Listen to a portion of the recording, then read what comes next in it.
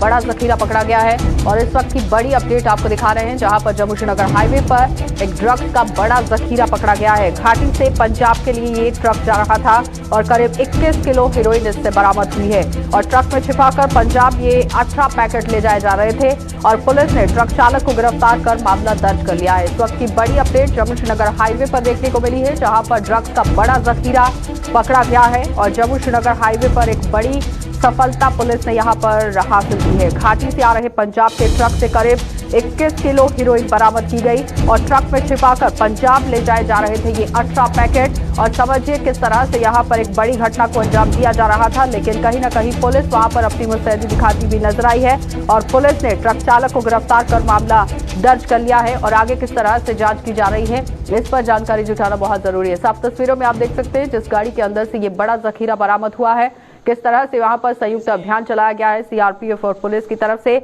और ड्रग्स का ये एक बड़ा जखीरा जो है वो बरामद किया गया है। लेकिन घाटी से ये पंजाब के लिए ट्रक जा रहा था, करीब 21 किलो यहाँ हेरोइन जो है वो बरामद हुई है। ऋतिका हमारी संवाददाता हमारे साथ जुड़ चुकी है। ऋतिका, जिस तरह से आप देखिए बार बार ये कहा जा रहा था कि नशे को लेकर पुलिस अपनी संजीदगी दिखाती हुई नजर नहीं आ रही है, लेकिन आज एक बड़ी सफलता हाथ लगी है।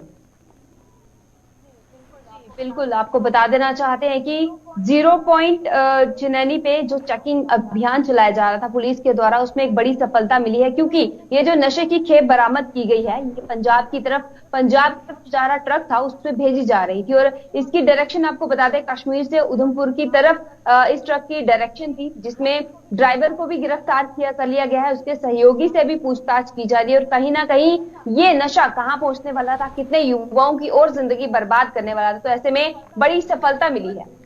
और ऋतिका, यहाँ पर सवाल ये भी खड़ा होता है कि जिस तरह से आप देखिए ये नशा पकड़ा तो गया है, लेकिन जो पूछताछ हुई है वो क्या कुछ हुई है, किस तरह से खुलासे चालक और सहचालक की तरफ से किए गए?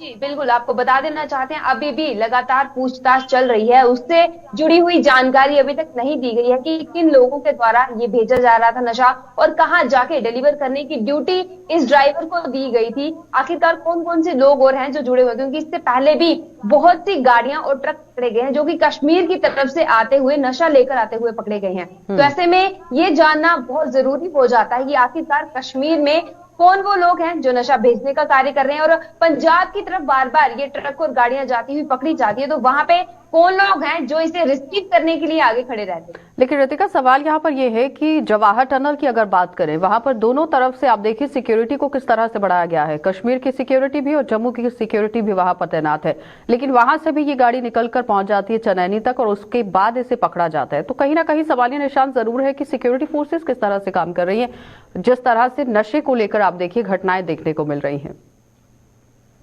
जी बिल्कुल, आपको बता देना चाहते हैं कि अलग अलग जगहों पे नाके लगाए गए हैं, जिसमें सुरक्षा बलों के साथ Jammu Kashmir police on duty 24 घंटे रहती है। तो ऐसे में इन ट्रक ड्राइवर्स के द्वारा ऐसी जगह पे नशे को छुपाया जाना जहां पे नजर ना पड़े किसी भी सुरक्षा बल की या किसी भी पुलिस वालों की, ऐसी जगहों पे नशे को छुपाया जाता है ताकि क्या लगता है ऋतिका, जिस तरह से नशे के तार अक्सर आपने देखा कि पंजाब के साथ जुड़ते नजर आते हैं, आपको नहीं लगता कि पंजाब पुलिस और जम्मू कश्मीर की पुलिस को मिलकर काम करने की जरूरत है कि जिस तरह से जखीरा कश्मीर से पंजाब तक पहुंचाया जा रहा है और कई बार पंजाब से कश्मीर की ओर गाड़ियां जा रही होती हैं?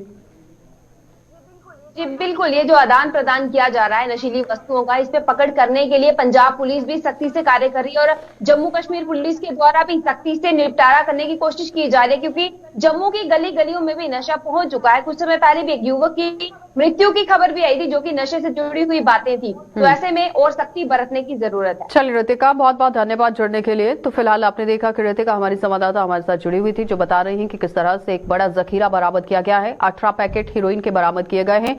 लेकिन सवाल यहाँ पर यह है कि यहाँ आप देखिए जवाहर टनल को क्रॉस कर ये गाड़ी चनैनी तक पहुंचती है और उसके बाद यहाँ पर पुलिस को एक बड़ी सफलता जरूर हाथ लगती है, लेकिन पीछे भी कई चेक पोस्ट निकल गई हैं, वहां पर भी चेकिंग होना बहुत जरूरी था और उसके साथ साथ तार आप देखिए पंजाब पंजाब के साथ जुड़ते नजर आ रहे हैं, जिसमें पंजाब पुलिस और जम्मू कश्मीर पुलिस को मिलकर काम करने की जरूरत है। आगे बढ़ जाएंगे, अब आपको लिए चलेंगे रामबन, और रामबन में आपको दिखा देते हैं कि मूलभूत सुविधाओं को मद्देनजर रखते हुए कितना काम वहां पर हो रहा है।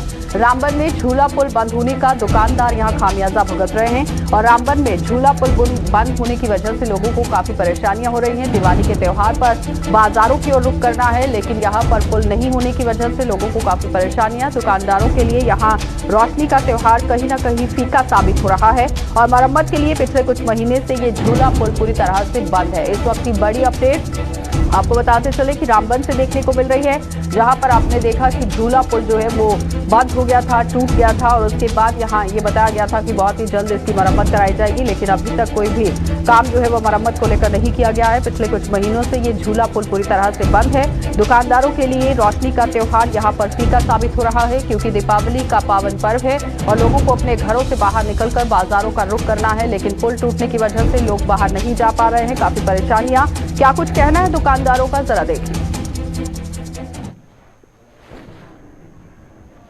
आज रामबन डिस्ट्रिक्ट, जो रामबन प्रॉपर रामबन है, उस कदार पे आ गया है, भीख मांगने के लायक हो गया दुकानदार। स्पेशली मैं आपको दुकानदारों की बात सुनाऊंगा। जो झूला पुल की बात कर रहे हो, झूला पुल टूटने से हमारे कम से कम 30 गांवों का जो कनेक्टिविटी है हमारी टूट गई है। गूल, संगलदान, मैत्रा, गोविंदपुरा, 30 गांव जो है हमसे कनेक्टिविटी टूटी है। बिजनेस के लिहाज से चले जाओ तो जहां हम 10,000 रुपये सेल करते थे या 50,000 सेल करते थे, आज वो सेल 500 रुपये आ गई है। और झूला ब्रिज टूटा तो वो चेंज हो रहा है, मगर उससे हमें सबसे बड़ी दिक्कत जो आ रही है, जो नेशनल हाईवे रोड जो है, जो जामिंग है, जो कस्टमर चंद्रकोट से यहाँ पे आता है, कम से कम उसको 4 घंटे या 5 घंटे चंद्रकोट से यहाँ लगते हैं। तो लोग प्रेफर ज़्यादा कर रहे हैं आज उधमपुर की दौड़ भागना, उधमपुर या जम्मू जाना वो ज़्यादा पसंद करते हैं। जब तक हमें रामबन जाना है वो जम्मू जा रहे हैं, चनैनी जा रहे हैं। इसलिए रामबन डिस्ट्रिक्ट एडमिनिस्ट्रेशन के फेलियर देखते हुए हम आज हमें बड़ा दुख से ये जो त्यौहार इतना खुशी से मनाते हैं। हम अपने पूरा रामबन बाजार इतना चहल पहल होती थी, पैर रखने की जगह नहीं होती थी। आपने शायद पिछले साल भी शॉट किए होंगे कि किसी भी दुकानदार के पास एक पैर रखने की जगह नहीं थी। आज देख लीजिए दुकान पे हम झाड़ू लेके झाड़ू ही फेर रहे हैं, बिल्कुल काम नहीं है। जी, सबसे पहले आपके मीडिया के माध्यम से पूरे भारतवर्ष को और जितने भी आपके व्यूअर्स हैं उन सबको दीपावली की हार्दिक शुभकामनाएं।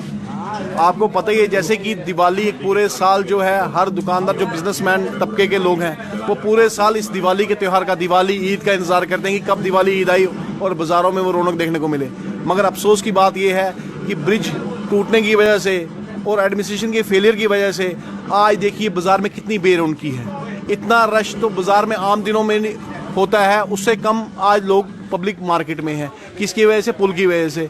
बड़ी बुरी हालत है, कारोबार है नहीं। दुकानदारों को पूरी उम्मीद थी कि इस बार दिवाली पे हम अच्छा काम करेंगे, मगर अफसोस की बात यह है कि रामबन की शायद कोई ऊपर वाले की भी कोई मर्जी यही है कि ऐसा है कि यहाँ पे बिल्कुल भी काम नहीं चल पा रहा है। बड़े बुरे हालात हैं। देखो आज आप देख सकते हो बाजार में, अगर आप देखो यहाँ पे चलने की जगह नहीं होती थी, आज यहाँ बाजार में बिल्कुल बेरौनकी है। सिर्फ दुकानदारों का रश है, ग्राहक का रश नहीं है।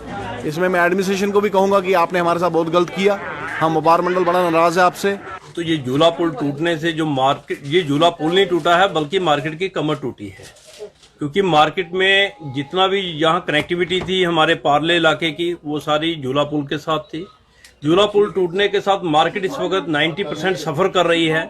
जो लोग बहुत देर से त्योहारों के सीजन का इंतजार कर रहे थे, उनको आज बहुत ज्यादा सफरिंग हो रहा है, वो मार्केट में नहीं आ पा रहे हैं, और इसका सीधा इम्पैक्ट जो है वो रामबन मार्केट को पड़ा हुआ है।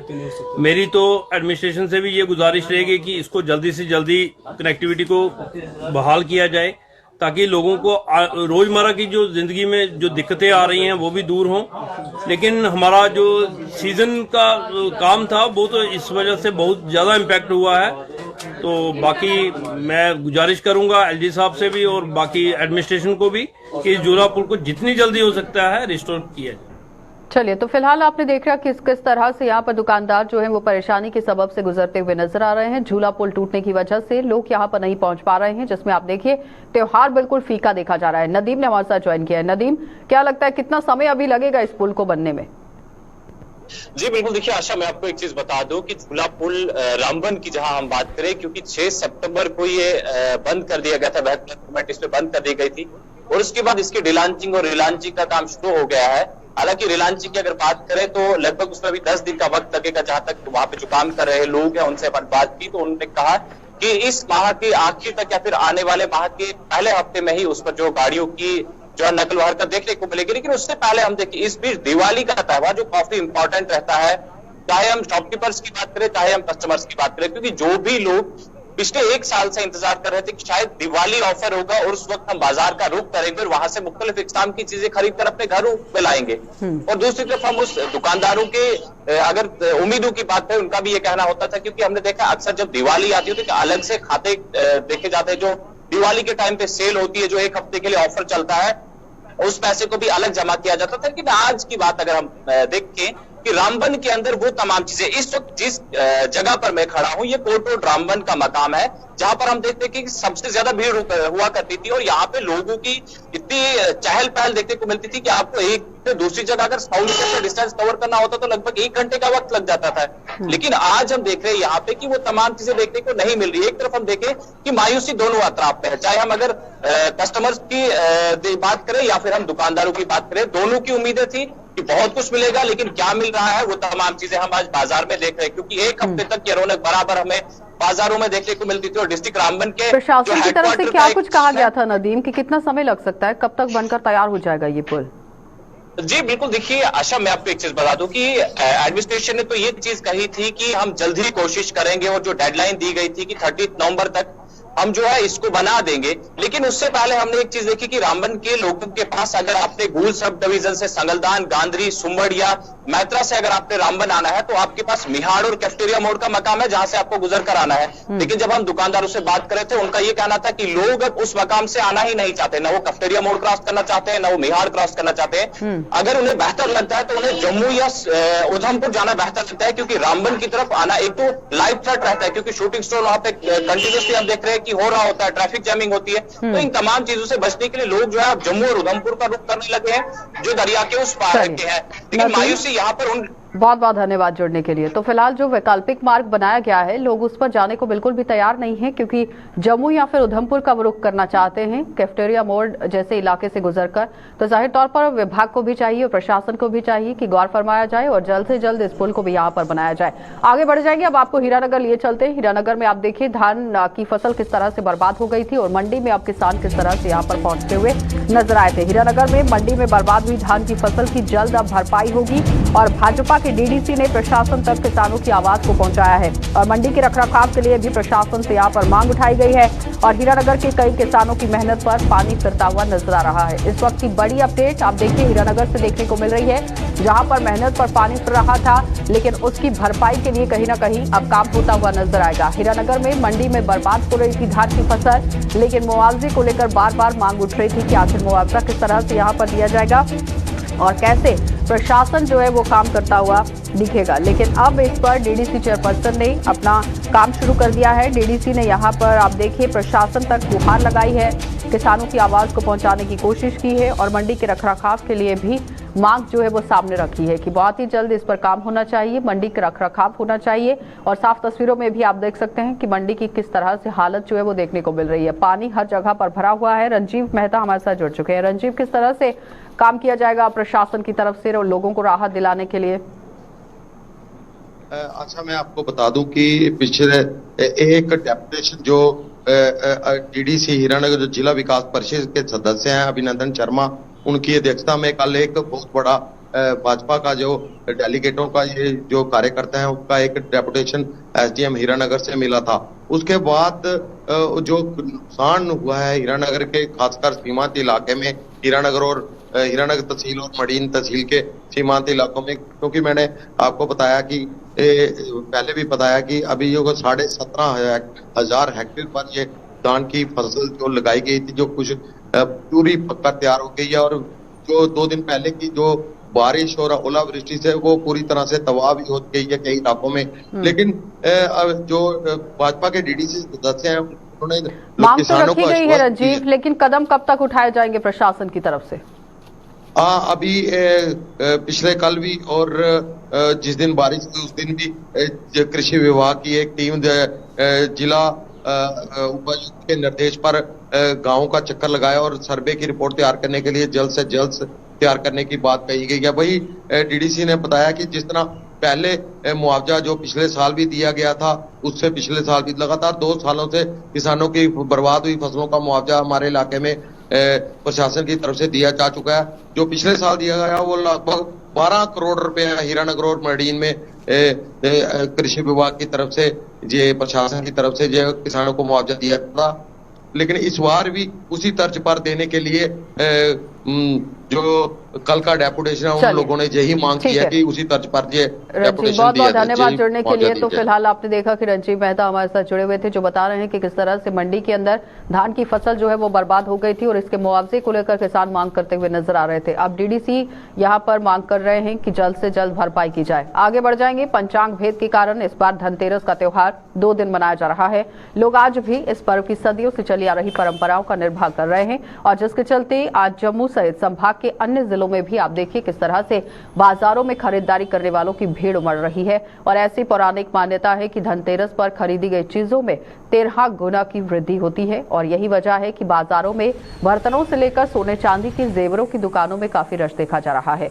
लोग धनतेरस के साथ साथ कल यानी सोमवार को मनाए जाने वाले दीपावली के त्योहार की खरीदारी भी कर रहे हैं। और कोरोना के दौर में जहां त्योहार बेहद फीके साबित हुए थे, वहीं इस बार महामारी का प्रकोप काफी हद तक खत्म हो चुका है, जिससे लोगों ने राहत की सांस ली है। बाजारों में काफी रौनक है। धनतेरस हमारा हिंदू पर्व है, उसको अच्छी तरह सेलिब्रेट, इसमें सोना चांदी स्टील वगैरह बर्तन खरीदे जाते हैं। सोना चांदी शुभ माना जाता है खरीदना। शाम को इसकी पूजा भी की जाती है, घरों में दीपक वगैरह जलाए जाते हैं धनतेरस के लिए। समुद्र मंथन के द्वारा भगवान ने उधर से निकला था, तो उस समय भगवान जी ने ये निकाला था, उसमें से धनतेरस नाम का वो बर्तन, उसमें से सोना चांदी सब कुछ निकला था, तो तब वो शुभ माना जाता है खरीदने के लिए। जी, बाज़ारों में देखा जाए तो बहुत ज़्यादा रश है। हम मतलब स्कूटी लगाने की भी जगह नहीं मिल रही। तो जो ये जो पर्व है, इस पर्व पे ज़्यादातर लोग तांबे का, चांदी का या फिर दूसरे स्टेनलेस स्टील के बर्तन खरीदते, क्योंकि इन सब चीज़ों को शुभ माना जाता है। तो इसीलिए हम भी आए हैं बाज़ार है, तो थोड़ा बहुत खरीद लें, अब और खरीद लें, क्योंकि त्यौहार है तो फिर खरीदना तो पड़ेगा ही हमें, क्योंकि सामान नहीं खरीदेंगे तो त्योहार फिर फीका फीका सा लगेगा।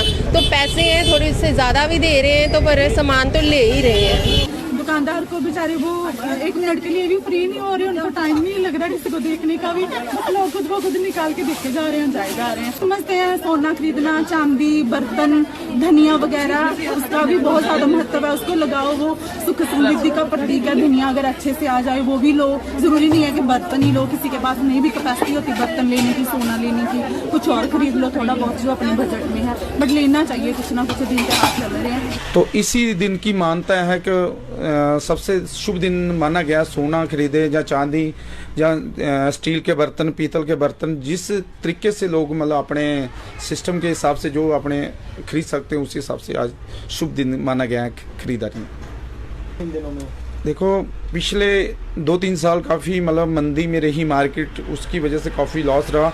इस बार हमें धनतेरस में काफ़ी उम्मीद है और काफ़ी लोग गोल्ड सिल्वर खरीदना भी पसंद कर रहे हैं, तो काफ़ी हमें दुकानदारों को काफ़ी ज़्यादा उम्मीद भी है।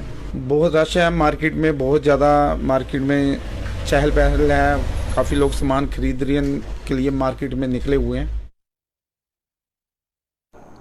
तो हर साल की तरह इस बार भी भगवान धन्वंतरी जयंती को आयुर्वेदिक दिवस के रूप में भी मनाया जा रहा है। भगवान धन्वंतरी देवताओं के वेद और चिकित्सा के देवता माने जाते हैं और यही वजह है कि चिकित्सकों के लिए धनतेरस का दिन बहुत ही महत्वपूर्ण रहता है। और जम्मू में आज धन्वंतरी जयंती पर आयुष विभाग द्वारा एक कार्यक्रम का आयोजन किया गया, जिसमें भगवान धन्वंतरी की पूजा अर्चना, हवन यज्ञ के जरिए उन्हें श्रद्धांजलि दी गई।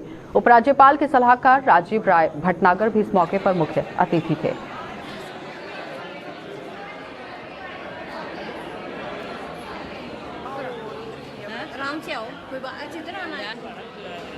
शांताकारं भुजगशयि लक्ष्मीकान्तं कमलनयनं जोगिविद्यानगम्यं चंद्रमुदा पुष्पमालाम् अलंकरो फल मिठाई।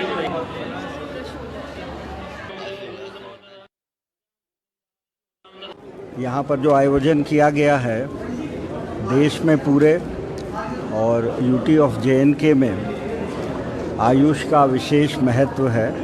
और आपने देखा कि जो ये परंपरागत मेडिसिनल सिस्टम्स हैं इनकी बहुत उपयोगिता है और भारत सरकार द्वारा हाल में और यूटी की सरकार द्वारा इसको और भी लोकप्रिय बनाने के लिए, इसमें अच्छी सुविधाएं देने के लिए और इस व्यवस्था का लाभ समस्त नागरिकों को पहुंचाने के लिए बहुत से प्रयास किए जा रहे हैं। तो आज इस दिन पर मैं पूरे आयुष विभाग को बहुत बहुत बधाई देता हूं और उनके द्वारा जो अच्छा काम किया जा रहा है उसके लिए भी वो बधाई के पात्र हैं। और आगे आने वाले समय में मैं सभी नागरिकों से अनुरोध करता हूं कि जो ये ट्रेडिशनल सिस्टम्स ऑफ मेडिसिन हैं इनका वो लाभ उठाएं और अपना नॉर्मल समय में भी, जब वो स्वस्थ हों उस समय भी और जब वो बीमार हों तब भी इन जो ट्रेडिशनल हमारे मेडिसिन सिस्टम्स हैं उनका लाभ उठाते हुए अपना स्वास्थ्य वर्धन करें। धन्यवाद।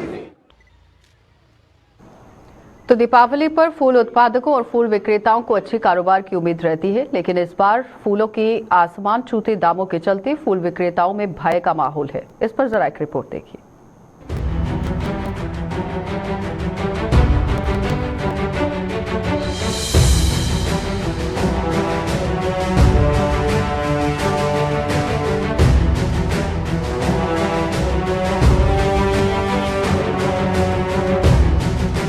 फूलों के हार बनाते हुए इन फूल विक्रेताओं के चेहरों पर मायूसी छाई हुई है और ये मायूसी फूलों की बढ़ती हुई कीमतों के कारण छाई है।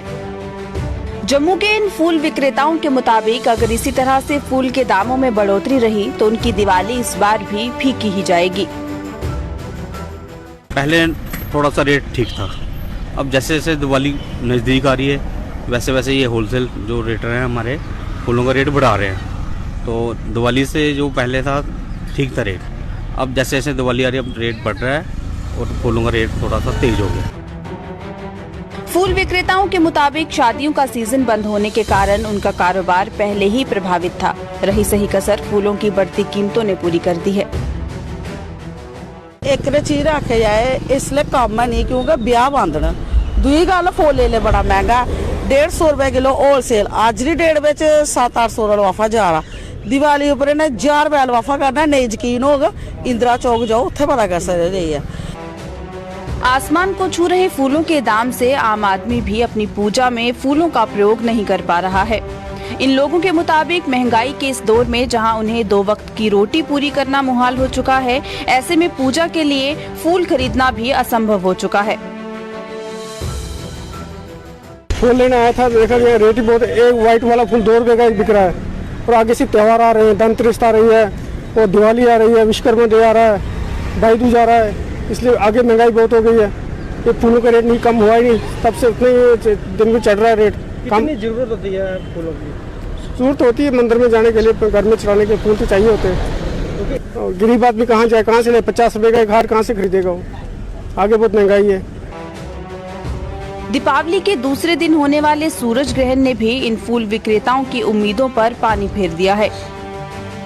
इन लोगों के मुताबिक वो दिवाली के बाद विश्वकर्मा दिवस और भाई दूज पर भी फूलों की अच्छी बिक्री करते थे, लेकिन ग्रहण ने उनकी इस उम्मीद पर भी पानी फेर दिया है।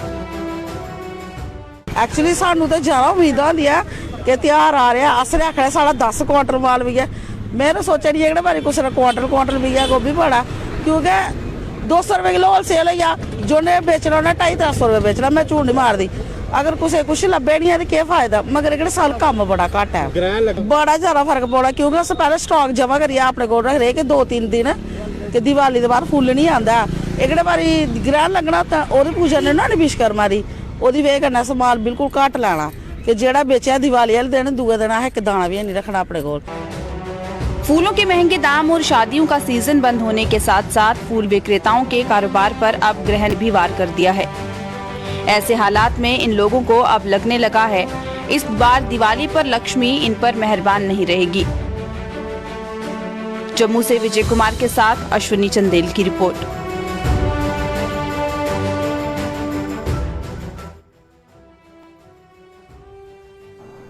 चलिए बुलेटिन में फिलहाल इतना ही। देश और दुनिया की खबरों के लिए आप बने रहिए गुलिस्तान न्यूज के साथ।